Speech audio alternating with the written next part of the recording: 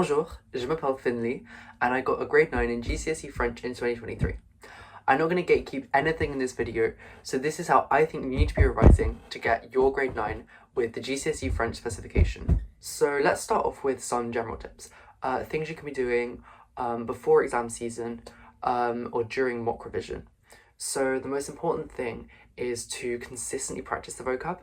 The exam boards have the full vocabulary lists on their specifications, and there are lots of lists on Quizlet and Anki. Whilst I personally used Quizlet for my GCSE, having used Anki for A-Level, I think Anki is probably more useful, as a spaced repetition tool does help you to learn the words quicker, more efficiently. And we have an Anki deck for the specific GCSE vocab on astarlanguages.com. And almost every single word that you see in the GCSE will be on the vocabulary list. So this does make the reading and listening exam so much easier. If it's exam season and you haven't been practicing vocab throughout the year, don't worry, you still definitely have time to learn the vocab. It's just that because you'll have to put in a bit more work, if you are in year 11, I really do recommend just practicing vocab fairly regularly, because this will make your life so much easier in exam season when you have so many other subjects to worry about and so many other things to do. I think maybe using this as a revision strategy for your mocks and then continuing it throughout the year is an effective method of doing this. Another really important thing is the grammar. So make sure you're really familiar with the basic conjugations for present tense for er, ir and re verbs, as well as the common irregular verbs, so things like aller, faire and être. I'd also recommend learning the conjugations for verbs like venir, tenir, devenir, if you're really comfortable with the standard verbs. Then make sure you're familiar with and construct the past and close future tenses. The close future is things like je vais manger or il va sortir, as well as the conditional tense and the simple future tense, which despite the name is more complex, so good to use in the writing exam. And the simple future is just like il sera for he will be, or vous parlerez for you will speak. And the conditional tense translates to would in English. So for example, je serai, I would be, il irait, he would go. These more complicated tenses are easy to use once you've cracked it. So they're a really good way of getting marks for complex language in the writing and speaking exams. If you feel confident with these tenses, you can learn maybe the imparfait and the subjonctif, but you could still get a grade 9 without knowing properly how to construct these tenses, especially if you learn some generic phrases which contain these tenses that you can just kind of put into a writing exam. So another thing you need to be familiar with is reflexive verbs like je me sens, il se lève, especially in past tense, as using these with the correct gender and plural agreement is really impressive in the writing exam and in the speaking exam as well. And being able to identify these is what allows you to unlock those really high marks in reading and listening. So this links to avoir and être verbs for the past tense. So as well as the Mrs. Van der Tramp, Dr. Mrs. Van der Tramp, whichever acronym you want to use, all reflexive verbs take être in the past tense. So for example, je me suis senti means I felt. On our channel we have a video explaining all the tenses that you need to know for the GCSE. So use this to make sure you're comfortable constructing and recognizing all your tenses and that you know when to use them. The specification also has a full list of grammatical rules that you need to be familiar with. This does use some quite technical language.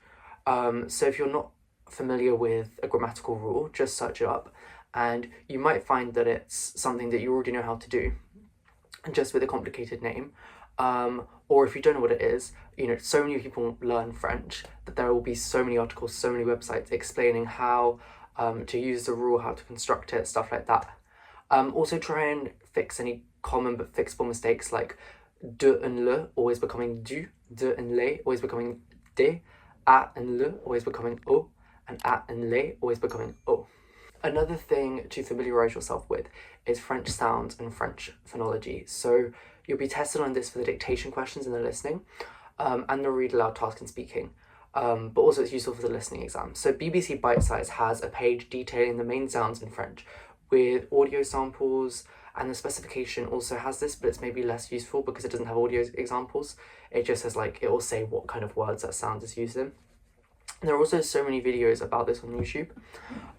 You could practice reading basic French every now and again. And if you really want to focus on pronunciation, there are videos on YouTube that have the text and also an audio sample afterwards, so you know that you pronounced it right. You can also just listen to French, as the sound of the language will help you, but it also help you understand listening as well. There's so much content, not just for GCSE, but also in general. So Dreaming French is quite a good channel with lots of videos around GCSE level. They do sometimes use words outside of the specification, but this can be useful. I mean, one, you might get bored of GCSE style videos, but also you need to be able to understand unfamiliar words in context. You won't get tested on this much, but it is an aspect of the specification. So it will really help you with reading and listening. Once you're in exam season, make sure to continue vocab and grammar practice, as well as doing practice papers and questions, as well as the sample papers on the exam board. Your teacher will have access to other resources, hopefully. So make sure you use the mark scheme in every practice paper you do. And if you don't know what you've done wrong, please ask your teacher, because there's no point doing a past paper if you can't then improve from your mistakes. And you just want to understand everything before the actual exam happens. I would still say though that vocab and vocab practice is the most important thing for reading and listening. When you're in the listening exam, it can be helpful to just write down every word you hear that could be relevant to the question. And that will just make sure you don't miss anything. And in reading, if you circle the evidence for your answer, or just underline, or highlight, whatever you want to do, you'll avoid misinterpreting an answer. If you want more help with the listening and reading exams, there are videos on our channel, so make sure to check them out. When you're doing the translation, it's really easy to miss out on a word. So I sometimes just tick every word once I've translated it. And lots of the translation phrases are testing a specific grammatical point. So double check to make sure you haven't just translated each thing word for word, but that you've kind of looked at it in the context of the whole phrase. So for example, when they ask you to translate I have just, as in I have just gone to the park, or I have just eaten. Whereas a phrase, this would translate to je viens de, which literally means I come from. Make sure to develop your answers to the 1,950 word questions in writing, as well as the longer answer questions in speaking, and remember to include all 3 time frames in the 90 word question. So that's past, present and future. You should memorize lots of stock phrases you can bring into the exam, or can edit easily just to kind of fit any topic. My teacher always said that for the 1,900 word questions, 150 word questions, you should already know the majority of what you're going to say before you get into the exam, just by learning loads of generic but complex grammatical structures and generic phrases. Some writing phrases that I always used were quand je serai plus vieux, or plus âgé, either. This just means when I'm older, but it uses the futur simple, which is a useful complex tense. I also used si j'avais le temps, if I had the time, followed by a conditional like je serai or je ferai, which means I would be, I would do. And this uses the imparfait with j'avais as well as the conditional. So that's 2 complex tenses in one sentence. Again, you don't need to understand why this is complex if you just memorize the stock phrases. Another thing is useful is memorizing negations that aren't ne pas. So for example, ne rien, which means nothing. Ne que means only. So for example, je n'ai que, and then a number is a really good phrase to use. So je n'ai qu'une sœur means I only have one sister.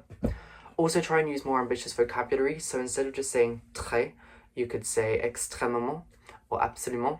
And instead of saying bon, you could say incroyable or formidable. And when you're in the speaking exam, make sure to talk slowly to avoid panicking and stumbling. Even if you're used to speaking fast, just remember pausing to think of an answer is completely okay. You will not lose marks if you ask the teacher to repeat a question. Just make sure you do it in French. So that could just be as simple, est-ce que vous pouvez répéter la question, s'il vous plaît? Or if you're not comfortable with that, you can even just say, vous pouvez répéter la question. Make sure you're familiar with using est-ce que and qu'est-ce que to ask questions before the exam, and write down key phrases that you want to use in your note sheet before you go in. For the role play, make sure not to overcomplicate it, because it's meant to just be really simple. The key here is not to develop your answers, it's just to make sure you include either 1 or 2 details, depending on what it says on the question sheet that you'll be given, and that you include an accurate verb and that your answers are clear with no ambiguity. It's much better to just have a simple answer with no ambiguity than to develop it if you're not sure. In the photocard, however, you should develop your answers as much as possible by including some of the writing phrases that I mentioned earlier, maybe. If you can't think of anything to say when actually describing the photo, say for example how many people there are, think about where they are. So to say they are, when you're talking about like they are at this place, you can say ils sont situés or elles sont situées, and then say inside, which is à l'intérieur, or outside, which is à l'extérieur. This means you still have answers to use if you forget topic-specific vocab, like, I don't know, mountains or countryside. Alors, that's all for this video. Subscribe for more GCSE French videos, and go to astarlanguages.com/tutoring for one-to-one lessons with us. Au revoir.